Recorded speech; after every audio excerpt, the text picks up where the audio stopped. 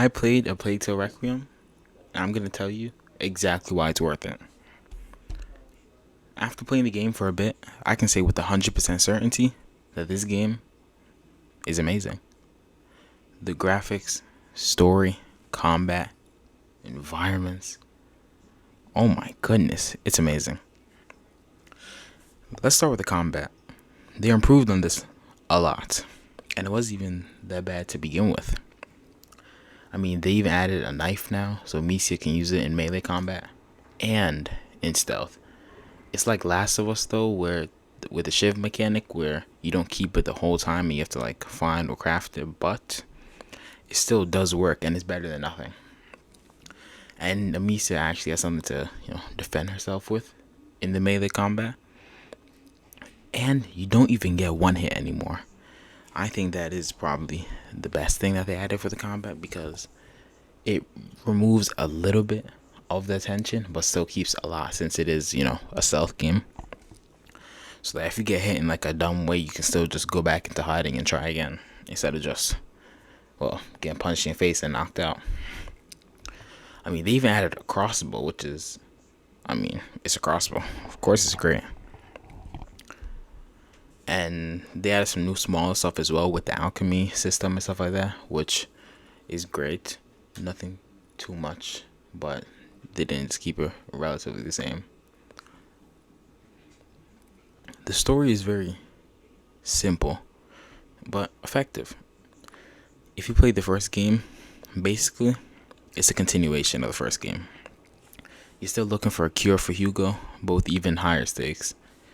There's new enemies, harder levels, and much more to make this journey even a better one. It's an enjoyable experience, and the voice acting is actually pretty good too. Now, I'm not trying to say that the last game's voice acting was bad or horrific or something like that, but you can just tell that it's better. And there's even some very well written characters in this game as well. Now, the game is now much darker than its predecessor. And while the story is simple, it's beautifully told. Now, the world and graphics. I honestly don't even need to say much. The atmosphere is gorgeous. The lighting and level design is...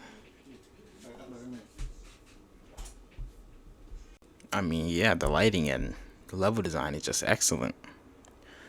The way the trees move in the wind, and how dark and gritty the game actually makes itself look, but can still look gorgeous and shiny the next level, is amazing. I especially love how the lighting looked on the water.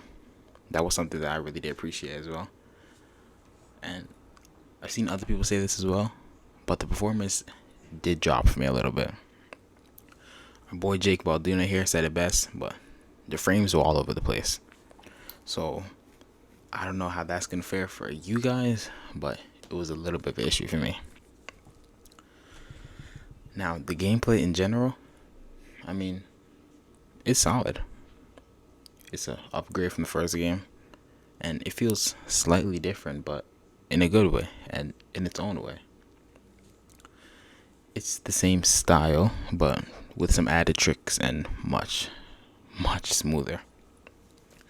The movement feels smoother. The stealth is great. There's even 3 skill trees that reward how you play.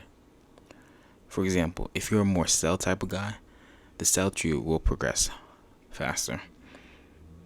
And same thing with the regular combat and stuff like that. Even with the new combat additions, you still feel a little helpless. That's a word? Helpless? Like, you don't feel crazy overpowered or anything with all the upgrades and stuff you get. It still feels like it's a stealth game and you can't just blast your way through everything. Speaking of the gameplay, I know some people might get a bit tired of it due to the fact that the game's around 20 hours. But hopefully the novelty will stay towards the end of the game for you guys. And that is it. If you guys enjoyed the video, make sure you like, subscribe, and tell me what other game you like to hear about in under 5 minutes. Have a great day. Stay safe, stay hydrated, and stay loving.